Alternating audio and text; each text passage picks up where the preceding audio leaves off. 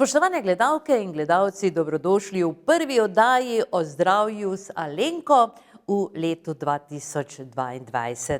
Verjeli ali ne, tretji petek je že, čas teče hitro, tako kot ponavadi.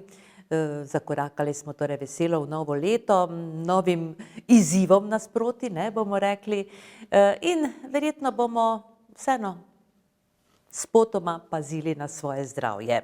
Alenka, lepo pozdravljeni v naši družbi. Ja, kot pravim, novo leto je tukaj, se je kaj spremenilo, gužve manj morda v zdravstvenem domu. Kaj je pravzaprav prineslo vam novo leto? Novo leto ni prineslo nič kaj posebno drugačnega. Gneče v zdravstvenem domu še zmeraj, sploh zdaj zaradi omikrona okužbe letijo v nebo, ampak drugače pa smo kar malo bolj optimistični, se mi zdi, kot kakšne par mesecev nazaj. Vseeno nekako vidimo en konec nekega obdobja nekje v prihodnjih mesecih, tako da se mi zdi, da malo lažje pa le dihamo. Kako so se pravzaprav teh ukrepov navadili po vašem mnenju ljudje, konkretno tisti, ki prihajajo k vam v ambulanto? Tisti, ki prihajajo k nam v ambulanto, to sprejmejo kot nekaj normalnega in se mi zdi, da so se na to navadili. Bo pa seveda verjetno vedno en del prebivalstva, ki se na to nikakor ne bo mogel navaditi. In upajmo, da ne bojo več tako dolgo trajali, tako da bo tudi njim sčasoma življenje znosnejše. Danes bova govorili o konkretno moških težavah, predvsem o boleznih prostate, pa morda za začetek, kaj pravzaprav to prostata je? Ja, prostata je organ, ki ga imajo samo moški, ženskega nimamo, in je pravzaprav en taki organ v velikosti divjega kostanja, ki leži pod mehurjem. Mehurje je ena vreča mišična, iz katere gre izvodilo, ki potem skozi katerega moški lulajo, zdaj čisto enostavno, sečnica. In ta sečnica gre skozi to prostato, ki ga zažema z vseh strani. In zaradi tega, ker leži pod mehurjem in objema sečnico, tudi dela te razne težave, kadar se poveča, kadar je tumorsko spremenjena, kadar je vneta, ker stisne tisto cevko, zato takrat moški težje lulajo, curek je slabši, težko začnejo lulati, prekinja jim curek. Tako da te težave so potem čisto logične, glede na to, ko vemo, kakšen organ je in kje leži. No in kako si naj to predstavljamo? Je to kot neka mišica, ta prostata, ali prirastek? Ni mišica, je v bistvu eno tako posebno tkivo, za katero je normalno, da se po določenih letih, ko hormoni pri moških malenkost upadejo, da se začne večati, da začne rasti. Pri nekaterih moških bolj, pri nekaterih manj, ampak praviloma pa čisto pri vseh. Tako da nekoliko povečana prostata je popolnoma normalen izvid starejšega gospoda. Je pa to eno tako res posebno tako tkivo, gosto tkivo, ki raste in se širi. Najprej navznoter in zato stiska cevko in potem še navzven. Včasih je lahko velika tako kot ena manjša otroška glava, tako da drugače pa je res micena, tako kot en divji kostanj. Tako da lahko kar močno se poveča. No, za kakšno razsežnost, recimo, zraste? Tu imam eno slikico, bi morda po tej sliki, torej zgoraj je mehur, sečnica. Tu zgoraj je mehur, ta vreča je iz mišice, ena taka velika vreča, ki se polni z tekočino iz ledvic, torej z urinom. In potem iz mehurja imamo izvodilo, sečnico, ki je pri ženskah seveda kratka, moški pa imajo penis, pa je to seveda malo daljša cevka, je pa objeta, takoj spodaj pod mehurjem, je to rumeno je prostata, je taki objemek te sečnice in ko ona začne rasti, tu recimo vidimo nekoliko povečano, začne stiskati to cevko in seveda pritiska tudi malo v okolico. Zdaj, velikost je lahko še bistveno večja, kot je tukaj, lahko je kar precej velika, včasih celo večja kot kakšen ne preveč poln mehur, tako da seveda potem dela mnoge težave in mnoge nevšečnosti moškim. No, zakaj pa pravzaprav rase? Raste predvsem zaradi tega, ker se zmanjša produkcija nekaterih hormonov, testosteronu in testosteronu podobnega, pa še neki drugi mehanizmi so, ki potem to lahko sprožajo. Je pa nam pravzaprav, mislim, moškim je pravzaprav že v zibelko položeno, ali bodo s tem imeli težave ali ne. Ponavadi to kar v družinah. Tisti moški, katerih očetje ali pa dedi so imeli tudi težave s prostato, velike prostate, zapiranje cevke in so morali nositi kakšne tiste katetre, cevke, ne, da so lahko lulali. Pri tistih lahko tudi mlajši moški sinovi pričakuje, da bo verjetno imeli podobne težave in je potem seveda zelo pomembno, da začnejo pravi čas za svojo prostato skrbeti. Kakšni pa so simptomi, recimo prvi simptomi, pa potem kako ta bolezen oziroma kako naraščanje te prostate potem nadaljuje se vse skupaj? Pri povečanju prostate prva težava, ki jo moški začutijo, je praviloma nekoliko stanjšan curek in curek z dosti manj pritiska. Lulajo dosti dlje časa. Potem pojavi se še pogosto nočno lulanje, ko začnejo po 3-krat, 4-krat, nekateri celo po 8-krat, 10-krat na noč vstajati in hoditi lulati. Predvsem pa, zanimivo je, da imajo občutek, da grejo, vstanejo, se polulajo, pridejo v poslo in jih zopet lula tišči. Zato, ker ne morejo popolnoma sprazniti svojega mehurja in zmeraj v mehurju nekaj urina ostane in jim ponovno naprej povzroča občutek, da jim je lulati. Tako da to pogosto uriniranje. Potem, ko se cevka reže, začne fejst zapirati, fejst stiskati, se curek prekinja. Lulajo, pa se curek prekine in ne gre več, pa mora malo čakati, pa zopet. Potem seveda pride do tega na koncu, da se enkrat popolnoma zapre iztok urina iz mehurja, kar pa potem povzroči, da se začne mehur zelo širiti, napihovati in to zelo, zelo, zelo boli. In ti moški potem ponavadi pridejo k nam v dežurno službo, da jim že takoj najprej urgentno vstavimo cevko v mehur in jim v trenutku olajšamo težavo, ne. Ampak potem je pa naslednji korak nažalost to, da je verjetno treba to prostato nekoliko zmanjšati z notranje strani. In so dosti dela z enim posegom, kjer gremo skozi sečnico noter, z enim posebnim inštrumentom in jaz rečem temu pohobljamo, ampak v bistvu z notranje strani cevko razširimo. Mi ne operiramo prostate na način, da bi jo odstranili, razen kadar je rakasta, ampak operiramo tako, da iz notranje strani v bistvu razširimo cevko, skozi katero izteka urin. In s tem težave popolnoma uredimo. To pomeni, da so uspešne te operacije. Se to ponavlja potem lahko? Ja, res je, da se lahko ponavlja, čeprav traja pa učinek kar včasih celo nekaj desetletij lahko, ne. Tako da to niso velike operacije, tudi niso zelo zahtevne za pacienta, težje so za operaterja, ampak moram reči, da so to relativno enostavni posegi, ki absolutno stanje odlično popravijo. Moški se teh posegov pogosto kar bolijo, zato ker jih je strah, predvsem jih je strah težav, ki bi jih imeli zaradi mogoče erekcije, potem vseh teh ejakulacije in tega, ampak pri tem posegu pravzaprav nekih hujših težav tudi kasneje ni, tako da to treba res moškim razložiti, da naj jih ne bo strah, da ne pričakujemo nobenih posledic in da bo stvar definitivno boljša. Tudi mogoče lahko povemo, ne, da ta strah, ki ga ima ogromno moških, da pri takih posegih, da bi erektilna funkcija se popolnoma ustavila, so v bistvu čisto brezpredmetni, da pa zdravila, s katerimi pa zdravimo povečano prostato, pa delajo takšno težavo.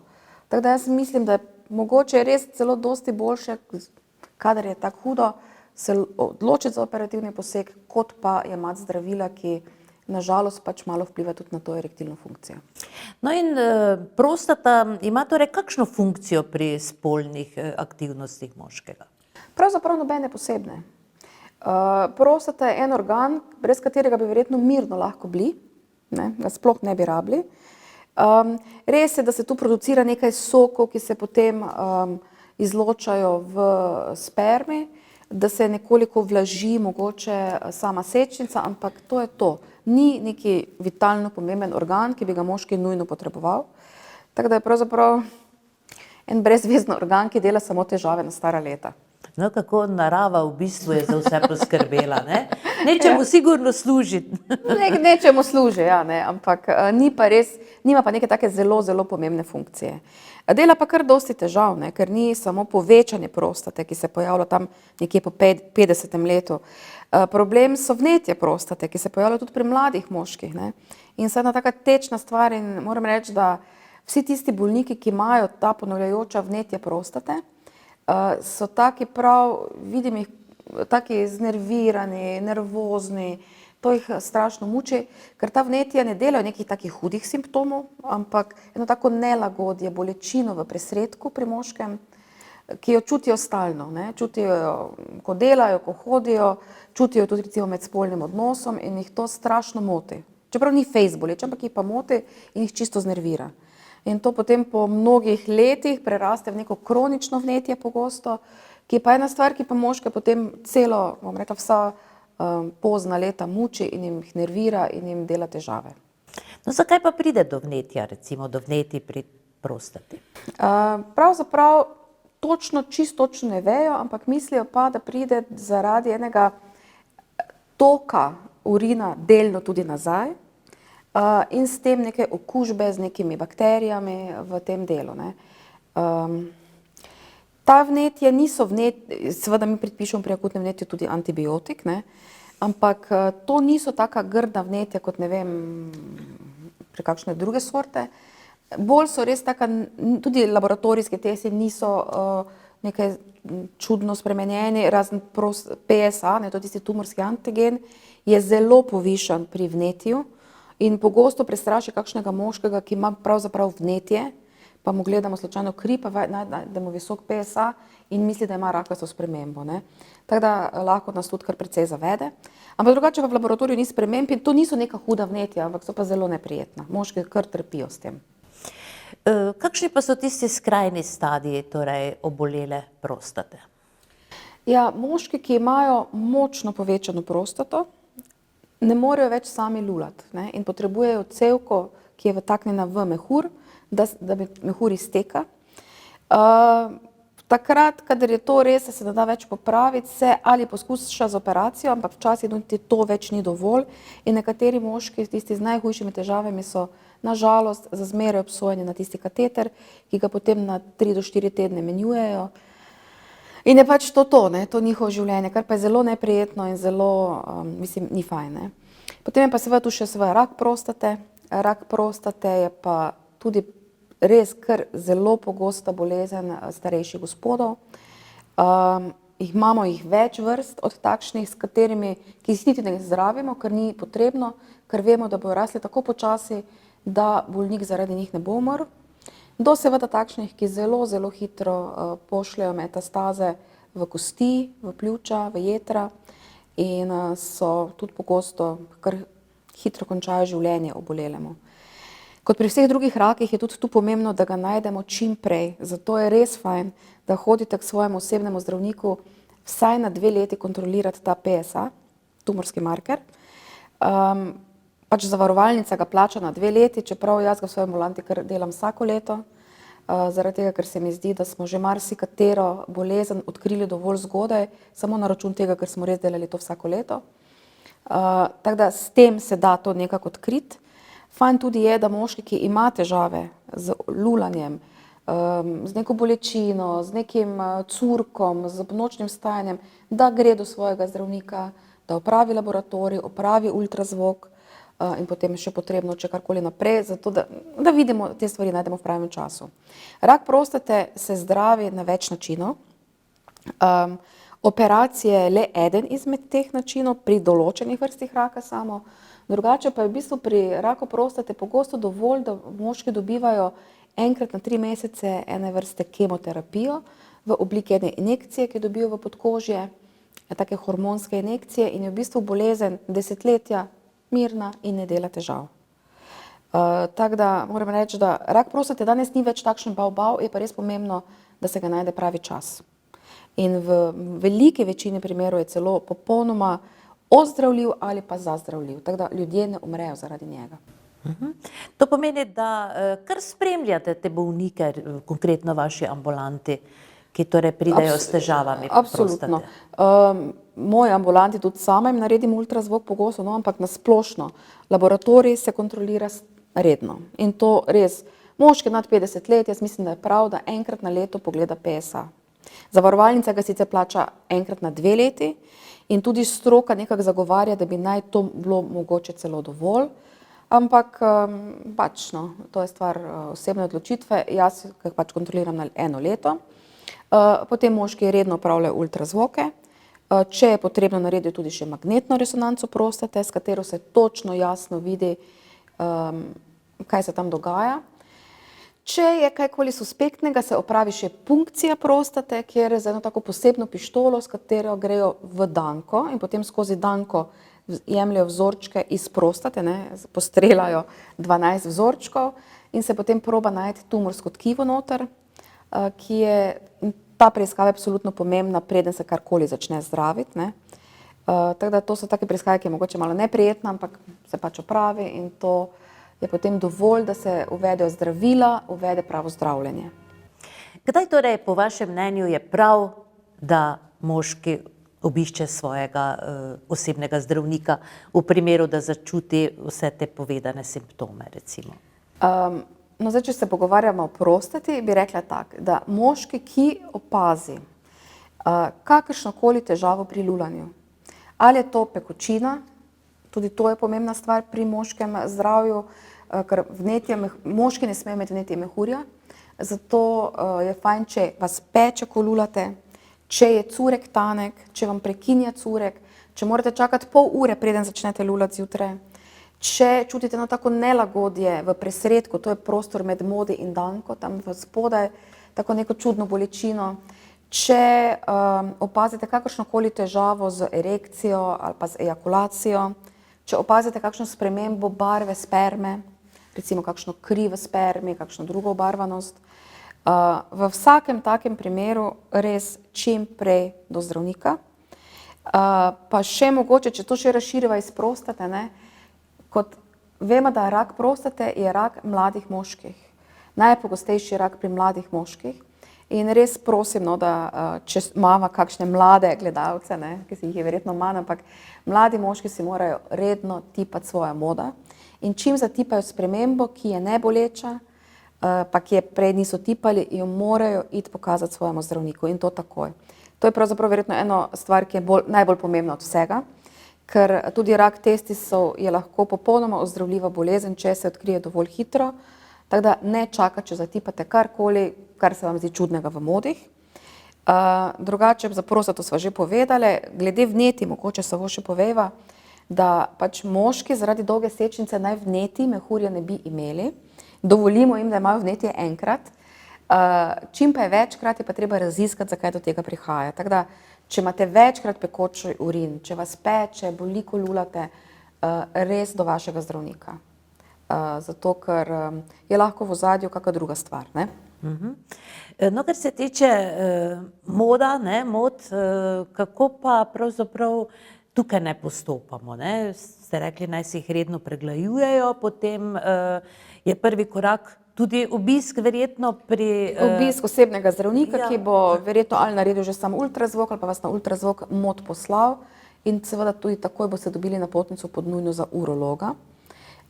Moram reči, da tudi kolegi urologi nikoli niso jezni, lahko pošljemo 100 brezveznih tumorjev v modih, ker to pa je res pomembno, da se najde to hitro, da se to hitro operira in da se hitro začne zdraviti, ker potem je ozdravitev 100%.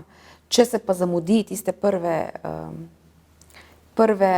mesec ali pa prve mesece, pa je seveda na žalost slika lahko čisto drugačen, je lahko to zelo, zelo, zelo maligen rak. Kako pa pogosti so ti raki, recimo, na testisih torej? Moram reči, na žalost ne tako redki.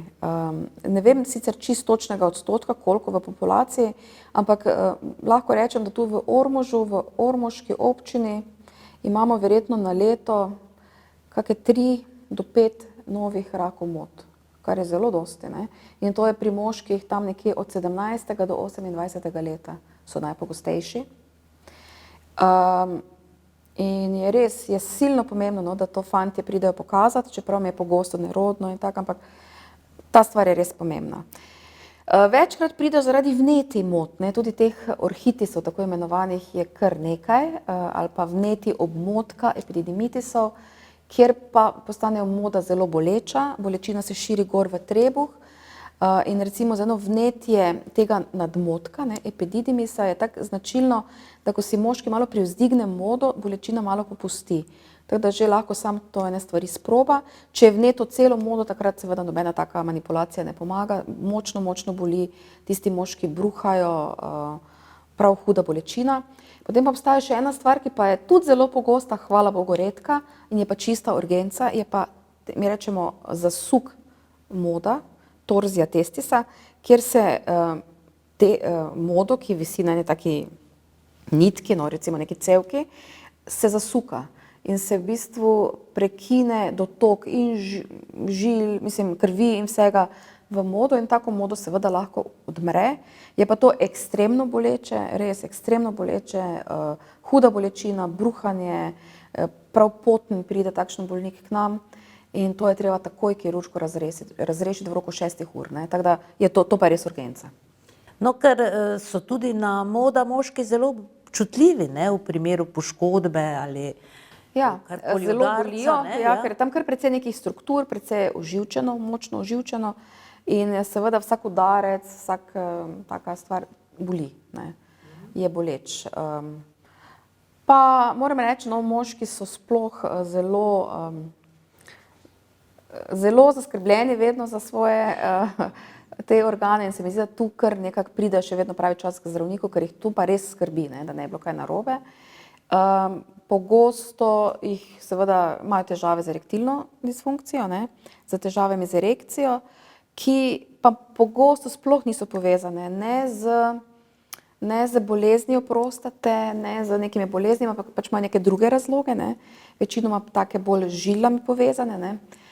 Je pa res, da recimo če imamo rak prostate in se operira rak prostate, tam pa v 20% ostane popolna impotenca in tudi v enakem odstotku ostane inkontinenca. To pomeni, da moški ne more več zadržati urina. Tako da operacija raka prostate ima neke stranske učinke, pa kar pogosto neke zaplete, ki se na žalost ne moremo izogniti.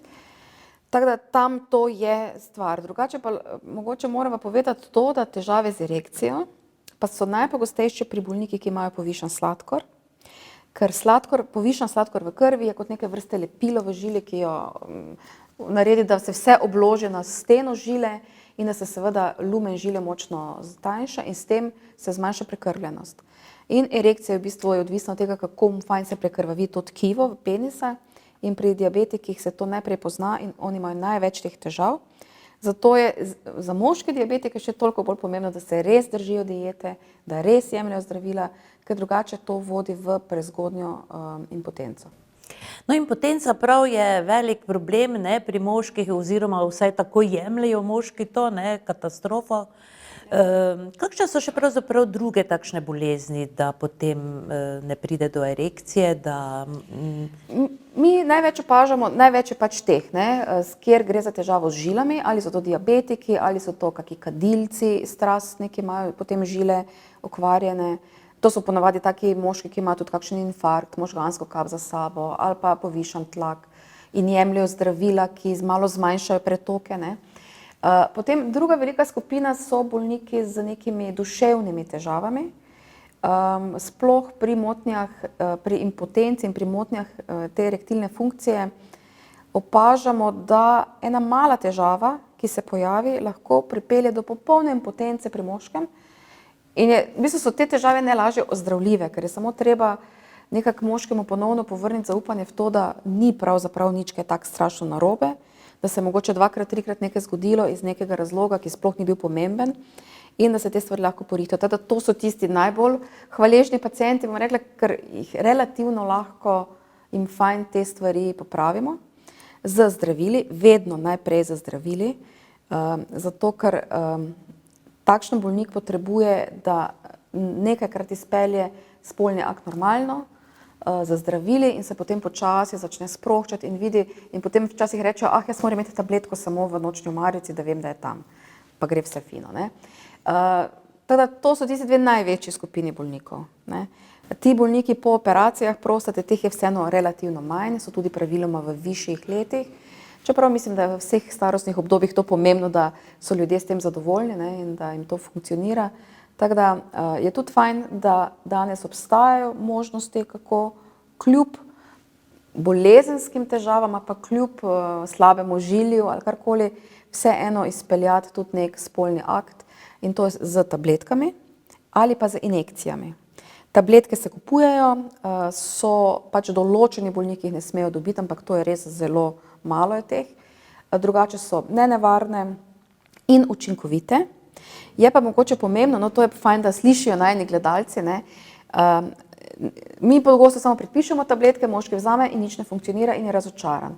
Vedeti je treba, da mora moški vzeti vsaj 3-krat to zdravilo v polni dozi, čeprav mi malo vedno švinglamo, ker so tabletke drage, ker jih ljudje kupujejo in jim rečemo, da jemljejo recimo kasneje polovičko ali pa celo četrtinka, včasih je dovolj. Ampak na začetku 3-krat je treba vzeti polno dozo in ni nujno, da bo vse tako, kot ste želeli. Lahko, da ne bo se nič zgodilo, ampak je pa potreben en ta, ne vem, kako se to reče po slovensko, en taki dober pretok skozi žilje, da se vzpostavi, da se potem 4., 5. bo pa že ziher to začelo funkcionirati.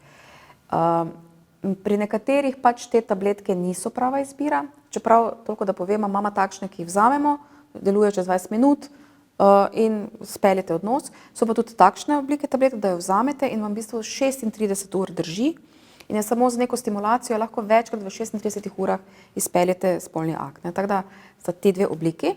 No, potem so pa še injekcije, ki se pa dajo neposredno v penis pred začetkom spolnega odnosa. Povejo mi moški, da ni boleča aplikacija, ne, ker meni je to bilo vedno malo tako, ampak vidim, ker sem tudi že parkrat sama to dala kakemu pacientu, da sem mu pokazala, kako to deluje. Pravijo, da ne boli. V glavnem, snov se vbrizga v penis, penis v enih določenih minutah, 20 minutah zatrdi in moški lahko tam znotraj 45 minut izpelje spolni akt. Ne. In to deluje praviloma tudi pri moških, ki so operirani, ki res nimajo več nobenega v redu živčevja, ne, za erekcijo, ampak to deluje tudi pri njih. Tako da za vse, skoraj za vse obstaja neka mala rešitev. No, fino, kaj pa tisti, ki se poslužujejo Viagre? Ste to, ko ste govorili o zdravilih, je torej to Viagra ali so to? Viagra in potem podobne Viagre. Ne, Viagra je bila prvo takšno zdravilo, tako imenovana modra čudežna tabletka, ne. Zdaj je teh zdravil seveda že bistveno več, celo mogoče že nekaj boljših od nje, ne. Na trgu jih je res ogromno. Viagra je bila pa res taka prva in moram reči, da je spodbudila kar eno tako revolucijo v tem, ne. Je pa bila tudi pogosto zlorabljena v razne namene, tako da, ja. No, jih predpisujete ali se kupijo? Ne, moški rabijo vedno recept za to, tako da morajo priti k nam po recept, praviloma dobijo letni recept in to potem lahko dvigne v katerikoli lekarni. No, pa morda še o kakšnih drugih boleznih penisa, verjetno erekcija ni edini problem, ne? Verjetno še so... Erekcija ni edini problem. Penis, pravzaprav največkrat so kakšna vnetja,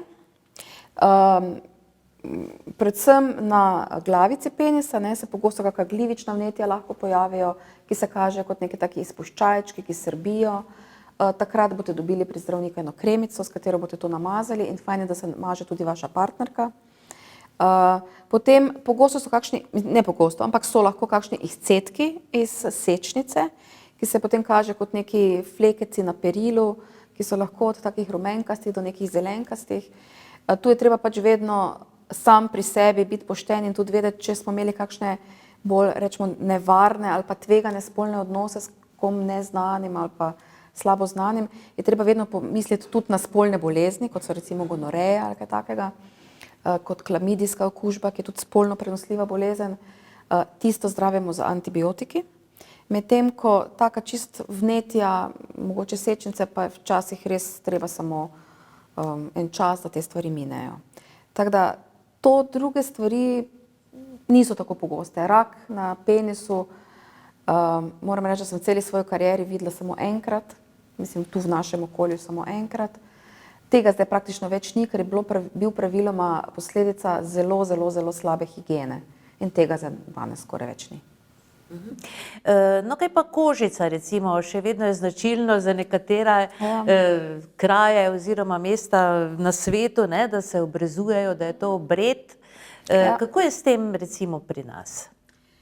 Pri nas obrezovanje ni nekako kulturno pogojeno, čeprav se vedno več mlajših moških vseeno za to odloča. Je pa res, da pa kožica je tak, ne, praviloma se te stvari razrešijo že pri malih fantkih. Včasih se je to cukalo, operiralo, rezalo, danes vemo, da se da to že z enim rednim mazanjem, ampak za fantke malo govorim, z rednim mazanjem, to vam predpiše pediater, kremico, se maže in se to počasi kožica odluhči proč, tak na en zelo neproblematičen način. Vidimo pa dostikrat, da pri starejših moških pa ta kožica, kot da bi zopet malo se zožala, se zabrazgotinila in ponovno povzroča, da se ne da potegniti čez glavico. Takrat je seveda potreben poseg. Poseg je v bistvu majhen, zareže se, obreže, no, in je stvar rešena, ne. Tako da je pa to obrezovanje pravzaprav bolj higienična stvar na nek način. Tudi je verjetno iz tega razloga bila mnogo tisočletij nazaj nekako sprovedena in ni pa pri nas v navadi, no. Kaj pa depilacije, recimo te, ki so sedaj v zadnjem času tako zelo popularne, ne? Ženske, predvsem tistih brazilskih depilacij, torej ne spustijo skozi, ne? Je pa to po moje kar nevarno, ne? Ja, dlačice so tam z razlogom, ne. Ja, vsekakor. Dlačice so tam z razlogom, bolj je pravzaprav to mogoče težava pri ženskah kot pri moških, ne. Ampak tudi pri moških pa mi je včasih res prav hecno, ker pride do takih grdih vnetij kože zaradi teh depilacij, tako da potem ostane včasih celo brazgotine ali pa stalno neko vnetje, ki se kar naprej ponavlja in srbi in peče in boli, pa ne bi bilo potrebno, ne. Tako da jaz takim, večinoma so to bolj mladi fantje, no, in prav svetujem, da vsaj za nekaj časa ne malo pač pustijo tako, kot je, da se malo koža popravi in se potem stvari uredijo, ne. Ampak pri ženskah je pa res tako, ne, da dlačice imajo tudi zaščitno vlogo in seveda, če dlačic ni, je več vnetij, je več nadraženosti, je več vsega drugega, tako da to je pač stvar mode, ne. Ja, pa še boli, ne, postopki bolijo, ne, depilacijski. Dobro, tako da naj poslušalke kar malo razmišljajo, ne. Fajn je že, če se zadeva uredi malo, ampak pretiravati pa ni potrebno. Pretiravati pa ni potrebno. No, danes sva zelo zanimivo temo odprli, ne, ki pa je tudi zelo pomembna za naše zdravje, bi, kar se tiče moških teh zadev, bilo še potrebno kaj dodati? Mogoče bi še omenile kele, to so take ene kile, to so ene take vodene spremembe, ki se pojavijo v modih in včasih moški kar prestrašijo, ker jim modo naenkrat postane strašno veliko. Mi se poslužujemo ene take hecne metode, no, ali pa smo se vsaj včasih, dokler ni bilo ultrazvokov, da lahko presvetiš modo, ne. Če si lahko presvetil modo, potem to pomeni, da to je ena taka vodena bula znotraj moda, nič nevarna, ampak res pa izgleda ogromno. Videla sem moške, ki so imeli moda, ogromna, ne, res ogromna zaradi tega. In takšni moški potem potrebujejo operativni poseg, da se to vreže, ta bula se odstrani, tekočina se odstrani in je potem modo seveda ponovno normalno, ne. Tako da to je mogoče tudi ena stvar, da se ne bojo moški kdaj prestrašili tega. Tako na splošno bi rekla, če si zatipajo kaj v modih, karkoli jih skrbi, naj to pridejo pokazati čim prej, sploh če so mladi, ampak tudi če so stari. Pa če se pojavijo, ko se pojavijo težave z uriniranjem, z curkom, takrat je fajn, da se oglasite in jaz tudi mislim, da je fajn, da se moški oglasijo, kadar imajo težave z erekcijo, čeprav je mogoče komu o tem malo težje govoriti, ampak vsi smo ljudje, vsi to počnemo in jaz tudi mislim, da je to zelo pomemben del našega življenja in se mi zdi, da je fajn, da se te stvari vedno se greste nekam pogovoriti, ker vam bo lažje in ker se vam bo dalo pomagati. Predvsem pomagati, ne? Predvsem pomagati, tako.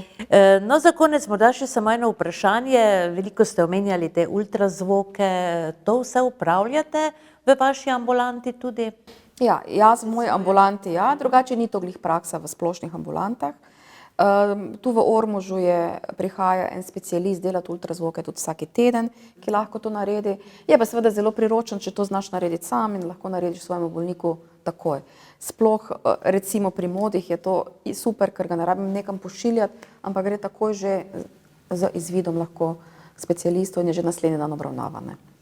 Alenka, hvala lepa za danes. Hvala. Čas strašno hitro mine, ne? Ja. Ko se pogovarjamo. Ja, mislim, da bo februar prinesel zopet novo temo, ne bova je najavljali, odvisno, kaj bo takrat aktualno. Želimo vam seveda uspešno delo v vaši ambulanti, pa se torej vidimo tretji petek zaenkrat v februarju. Super, se vidimo. Ja, prav kmalu v mesecu marcu bomo oddajo o zdravju z Alenko prestavili na ponedeljke, tako da se mi zdi prav, da vas že sedaj o tem obvestimo. In sicer bo torej od meseca marca oddaja na vrsti vsak tretji ponedeljek namesto v petek.